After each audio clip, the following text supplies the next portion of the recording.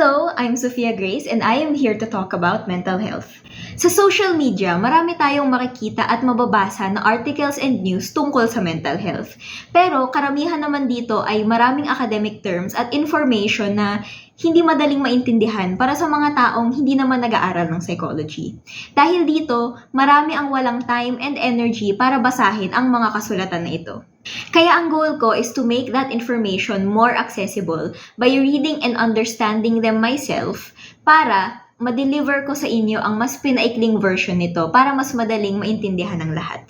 Lahat ng resources ay nakalista sa description para pwede nyo rin itong basahin. Itong video na ito ay isang summary lamang ng mga information na nakuha ko doon at sa iba pa.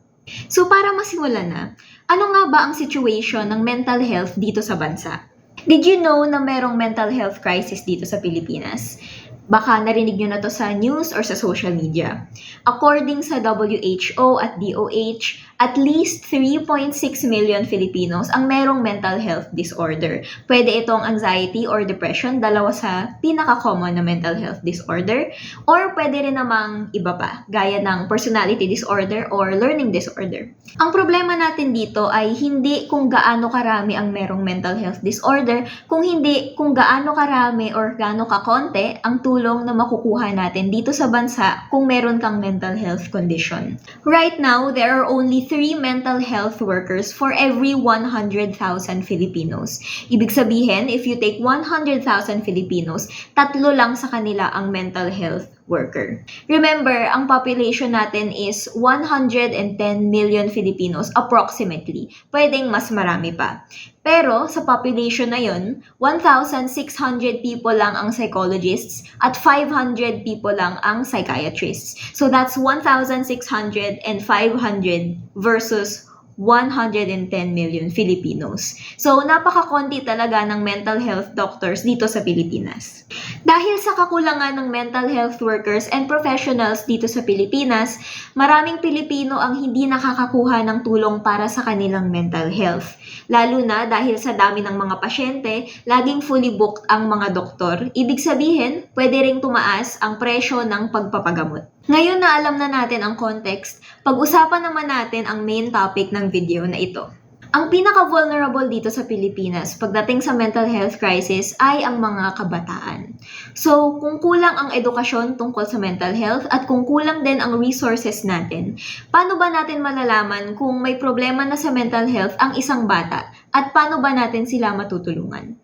Ayon sa UP Population Institute, close to 1 in 5 Filipino youth aged 15 to 24 years old have seriously considered ending their life. Ibig sabihin, kada 5 bata, isa sa kanila ang napag-isipan ng magpakamatay.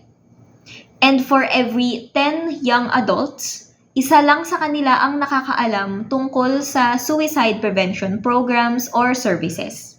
Pero ano nga ba ang nagdudulot ng mga ideya ng pagpapakamatay sa mga bata at estudyante? Pwedeng pressure sa school or sa schedules nila, pwedeng diskriminasyon tungkol sa itsura nila or sa sexual identity nila, pwede ring bullying or cyberbullying, or pwede rin namang problema sa bahay. May mga tao na iisipin nila na hindi naman big deal ang mga problemang iyon, na mas mahirap pa ang problema ng mga matatanda.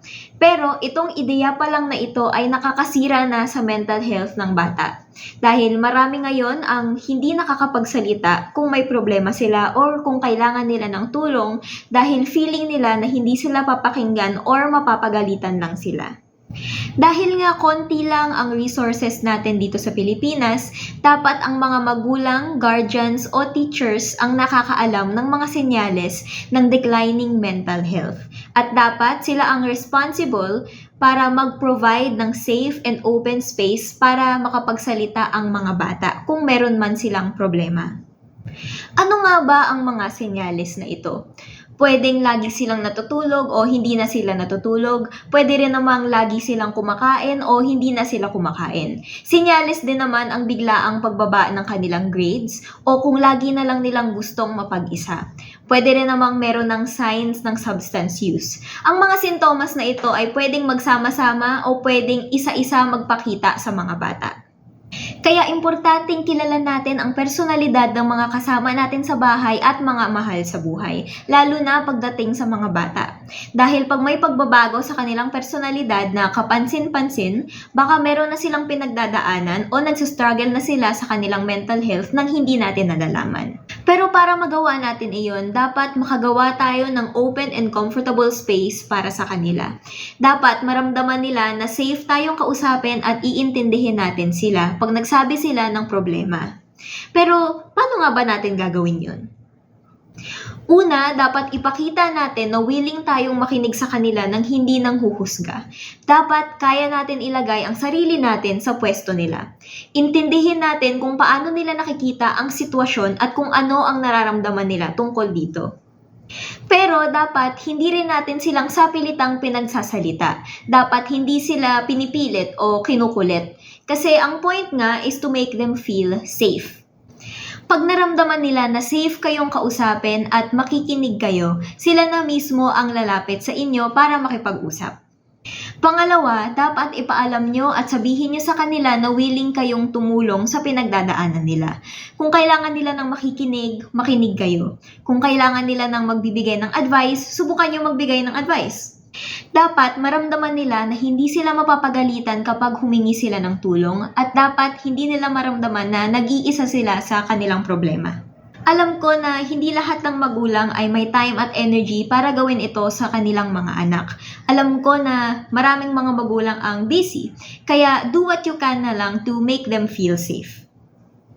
Huwag silang pagalitan kapag nagsabi silang meron silang problema at huwag din sanang i-pressure na laging mataas ang grades. At lalo nang huwag baliwalain ang kanilang nararamdaman. Tandaan natin na mas importante ang kanilang kaligtasan kesa sa taas ng grades nila. Hindi lahat ng tao ay kaya maging ganyan ka-attentive at hindi rin lahat ng magulang ay nagkaroon ng edukasyon tungkol sa mental health. Pero sa tingin ko naman, lahat tayo ay may kakayanang makinig, umintindi at gumawa ng safe space para sa lahat ng bata at lahat ng estudyante dito sa Pilipinas. Again, I'm Sophia Grace and thank you for watching. Kung gusto niyo pang manood ng videos tungkol sa mental health, mag-subscribe at sundan ang social media pages ko for updates.